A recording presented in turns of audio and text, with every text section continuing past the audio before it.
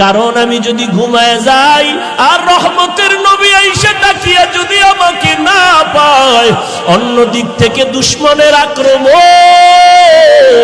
নবীর উপরে আক্রমণ যদি হয়, নবী যদি চলে যায়, আমি আবু বকরের বেঁচে থেকে কি লাভ? কারণ আমি আবু বকর যেই নবীর সোহবত আর নেক নজর এত দামি হয়ে গেলাম, হঠাৎ খবর হয়ে গেল নবী নাই, নবী নাই। মদিনার নবীর একজন আশিক খেজুরের বাগানে পানি দেয়, হঠাৎ করে কানে আওয়াজ নবী নাই। বালতি ফালাইয়া আসমানের দিয়ে তাকায় কয়, মালিক তুমি আমাকে অন্ধ বানাইয়া দাও, কারণ এই চক্ষু দুইটা রিজার্ভ করে রেখেছি শুধু নবীজিকে দেখবো আর কলিজা